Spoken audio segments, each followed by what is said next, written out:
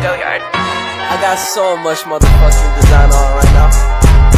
Break it down, bring it back, make it clap. I got 3 old thoughts, new guap, wear that thing. Bitches on my line, and you know. Assalamualaikum warahmatullahi wabarakatuh. Kami dari Fakultas Teknik, Prodi Teknik Informatika, kelas 2A. Kami akan menyampaikan materi tentang negara hukum dan saya sendiri di sini yaitu Nurul Natasha. Dan saya Muhammad Fauzan Yafi. Saya Fajar Ardiansa. Pengertian negara hukum. Istilah negara hukum berasal dari bahasa Belanda yaitu Rechtsstaat, dalam bahasa Inggris bermakna the state according to law. Sederhananya, negara hukum berarti memiliki makna negara yang menganut asas hukum yang memiliki kedaulatannya. Konsep negara hukum. Pada dasarnya, negara hukum memiliki konsep the rule of law, yang berarti negara dalam menjalankan fungsinya harus berdasarkan asas hukum. Maka, setiap orang atau yang termasuk dalam warga negara tersebut harus taat dan mengakui supremasi hukum itu sendiri. Namun, konsep dari negara hukum tidak hanya terbatas pada hal tersebut. Negara hukum juga memiliki konsep nomersi yang secara etimologis berasal dari kata nomos yang bermakna norma dan karatien yang berarti memiliki arti kekuasaan.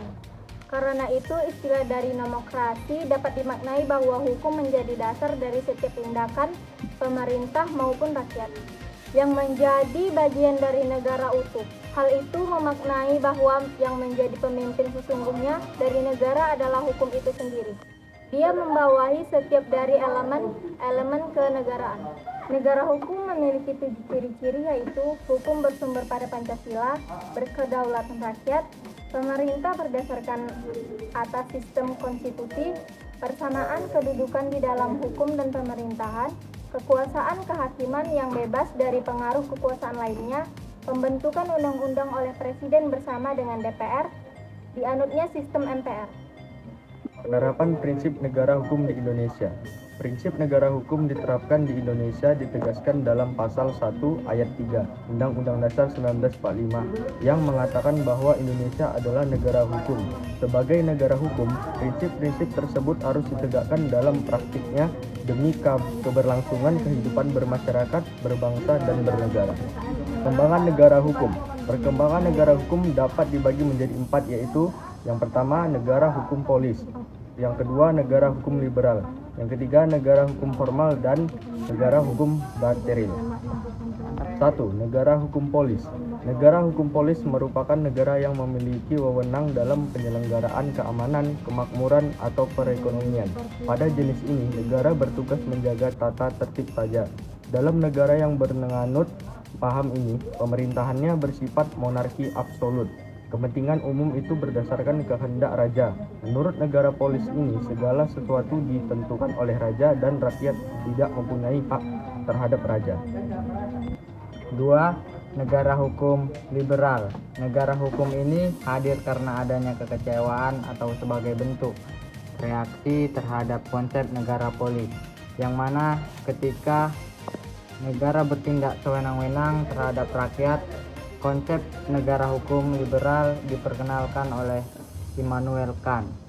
Dalam konsep negara hukum liberal, menghendaki negara tidak turut ikut campur dalam penyelenggaraan ekonomi, sedangkan penjaga tata tertib diserahkan kepada negara. Yang ketiga itu negara hukum formal. Negara hukum ini merupakan negara yang dapat pengesahan dari rakyat. Segala tindakan penguasa memerlukan bentuk hukum tertentu, harus berdasarkan undang-undang negara. Hukum formal disebut negara demokrasi yang berlandaskan hukum. Yang keempat, negara hukum materil.